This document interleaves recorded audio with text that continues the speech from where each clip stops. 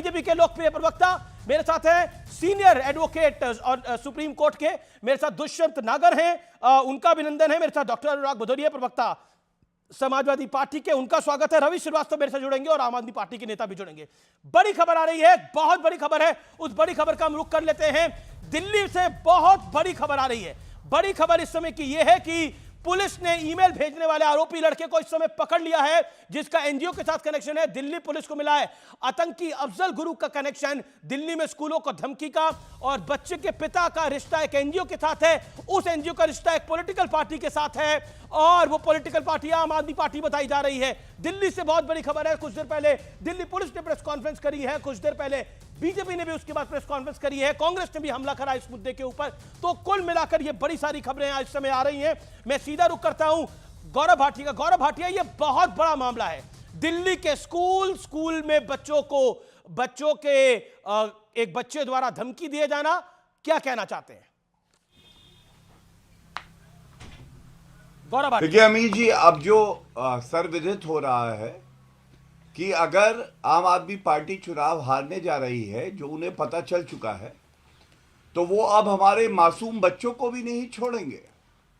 और जैसा पुलिस ने भी प्रेस वार्ता की और उसके बाद भारतीय जनता पार्टी ने भी प्रेस वार्ता करके बताया है, बच्चे के पिता का रिश्ता एनजीओ के साथ है। और ये एनजीओ क्या है? ये एनजीओ वो है जो एक राजनीतिक दल, और जो कि आम आदमी पार्टी ही होगी, और इसलिए ये स्पष्ट है क्योंकि सोच एक जैसी है। बताते हैं अफजल गुरु के लिए उनके मन में भी सहानुभूति है और आम आदमी पार्टी के मन में भी। लेकिन इनका उद्देश्य क्या है? पहली बात, बच्चों को डराना, समाज में भय का माहौल हो जाए, और दूसरा, इससे राजनीतिक लाभ हो और ये कह सके कानून व्यवस्था कमजोर है। लेकिन मैं आज पूछना चाहता हूं, जब भारतीय जनता पार्टी ने चुनौती दी अमीर जी, क्या अरविंद केजरीवाल बाहर निकल के आए और उन्होंने कहा कि नहीं मेरा कोई रिश्ता नहीं है? नहीं कहा। और इसकी वजह क्या है?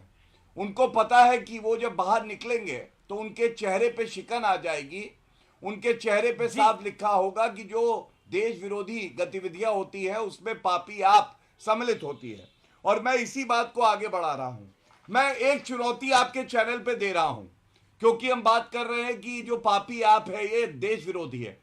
ये चिट्ठी जो है ये कई चैनल पे थी, पहले चर्चा का विषय भी था। अब चुनाव का समय है, जवाबदेही का समय है। सीक फॉर जस्टिस, अमीर जी आपको याद होगा ये बैंड है ऑर्गेनाइजेशन, इसके गुरपतवंत सिंह पन्नू हमेशा धमकियां देते हैं। अब ये कहते हैं खुद कि हमने आम आदमी पार्टी को 1.9 मिलियन यूएस डॉलर्स की मदद करी चुनाव में। क्या आज तक अरविंद केजरीवाल जी बाहर आए और उन्होंने कहा कि ये गलत है? मैं देश के साथ खड़ा हूं, चुनाव आते जाते रहेंगे, ये चिट्ठी झूठ कह रही है? नहीं आए। इसकी वजह है जो भी देश विरोधी शक्तियां होती हैं, खासकर अगर खालिस्तानी होती हैं, तो अरविंद केजरीवाल सबसे पहले उनके रहनुमा बनते हैं, उनसे इलू इलू करते हैं, और ये चिंताजनक है। ये चिंताजनक है। मैं सीधा रुख करता हूं, मेरे साथ अनुराग भदौरिया। अनुराग भदौरिया, आपने आम आदमी पार्टी को समर्थन दिया है और बीजेपी ने प्रेस कॉन्फ्रेंस करी है, उससे पहले दिल्ली पुलिस ने प्रेस कॉन्फ्रेंस करी है। ये गंभीर आरोप है। अगर ऐसे आरोप एक पॉलिटिकल पार्टी पे लग रहे हैं तो ये सनसनीखेज है अपने आप में। देखिए, आरोप भय फैलाने के लिए ये सब कुछ हो रहा है, ये बीजेपी कह रही है। डर का माहौल बनाने के लिए पूरे दिल्ली प्रदेश के। देखिए, ये अपने आप में पहला मामला है। इसके मतलब कि भारतीय जनता पार्टी की, हाँ, तो इसीलिए मैं कह रहा हूं, इसके मतलब कि जहां जहां भारतीय जनता पार्टी की सरकार है, भाई पुलिस तो उन्हीं के पास है, वहां कानून व्यवस्था क्यों खराब रहती, मुझे समझ में नहीं आया। वहां क्यों इस तरह की घटनाएं घटती रहती हैं हमेशा? उत्तर प्रदेश में भी इसी तरह की घटनाएं घटी बच्चों के स्कूल में धमकी दिलवाना जायज है? क्या बच्चों के स्कूलों में धमकी दिलवाना पूरे दिल्ली में जायज है? मैं कह रहा हूं कि ये धमकी दिलाने वाला, देने वाला को पुलिस क्यों नहीं पहले से पकड़ती है? इसके मतलब पुलिस सिस्टम कहीं ना कहीं फेलियर है। इस बात को तो आपको मानना पड़ेगा ना। ऐसे कैसे हो सकता है आप इस बात को नहीं मानेंगे और पुलिस अपनी जिम्मेदारी, सरकार अपनी जिम्मेदारी से बच जाएगी? ऐसा थोड़ी होगा कि भाई कहीं जब अगर बीजेपी की सरकार जहां नहीं है वहां कोई इंसिडेंट होगा तो वहां की सरकार जिम्मेदार, लेकिन जहां बीजेपी की सरकार और पुलिस है वहां कोई बात होगी तो कहेगा नहीं विपक्ष जिम्मेदार हो जाएगा या दूसरी पार्टी जिम्मेदार हो जाएगी। ऐसा तो नहीं होता है ना। सरकार ये तो पुलिस की जिम्मेदारी बनती थी पहले से ही पकड़ना उसको, पहले से इस तरह की घटना ना हो पाए। और इस तरह की अगर घटना हो रही है तो चिंता की बात है, ये जाहिर सी चिंता की बात है। और चिंता की जब बात है तो पुलिस क्या कर रही है, ये सवाल है। सवाल है ये अपनी जिम्मेदारी से भागने की आदत हो गई भारतीय जनता पार्टी की। ये सत्ता में है, शासन में है, सवाल इनसे पूछना चाहिए तो सवाल ये विपक्ष से पूछने लगती है। भारतीय जनता पार्टी अपना दामन बचाना चाहती है। भाई आपने दिल्ली में कोई काम नहीं किया, इस सबको पता है कि भारतीय जनता पार्टी अपना काम दिल्ली में नहीं गिना पा रही है, इसलिए भारतीय जनता पार्टी दिल्ली में हार रही है। अब भारतीय जनता पार्टी चूंकि हार रही है तो हारने के बाद जब आदमी लगता है ना, डूबने लगता है, तो इधर उधर छटपटाता है। ठीक है, कि ये आप बोल रहे हैं कि हार मान बीजेपी डूब लीजिए। रही है इसलिए छटपटा रही है, लेकिन कांग्रेस भी कुछ इसी तरह के आरोप लगा रही है।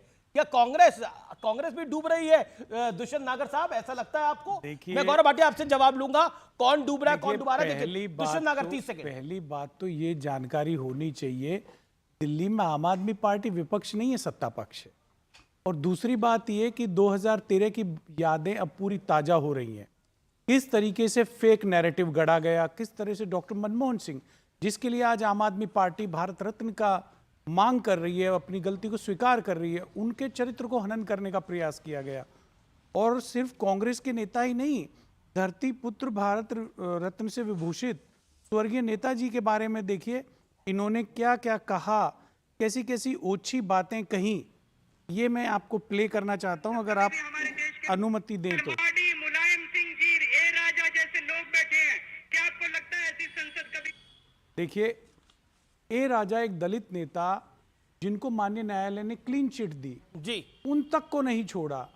स्वर्गीय मुलायम सिंह जी यादव साहब, जिनका अक्रॉस द पार्टी एक आदर, उनके प्रति एक सम्मान का भाव रहा, उनको इन्होंने नहीं छोड़ा। रवि जी आप आ जाइए, अपना फ्रेम ठीक कर लीजिए, आपको बहुत सारे जवाब देने हैं। उन लोगों ने 11 साल में क्या किया, और आज सत्ता में होते हुए अनुराग जी उनको कह रहे हैं विपक्ष की पार्टी है। भाई वो सत्ता की पार्टी हैं, उनको जवाब देना है कि दिल्ली में आज इतनी गंदगी क्यों है, स्लम का एरिया क्यों बढ़ गया। जो शीला जी ने साफ सुथरी स्वच्छ दिल्ली बनाई थी, वहां पे कभी ग्रैब 4 ग्रैब 3 लागू हो जाता है। ऐसी स्थिति कैसे बिगड़ गई? विपक्ष कह के नहीं बच सकते, जिम्मेदारी है और जवाबदेही है और देना पड़ेगा। दलित और अल्पसंख्यकों का बुरा हाल है, उनकी बस्तियों में जाके देखिए। मैं तो एक दिन वजीरपुर में गया कैंपेनिंग के लिए, मैंने वहां देखा, वहां तो बहुत गंदगी है, बुरा हाल हुआ पड़ा है, लोगों का जीना दूभर है। अमित जी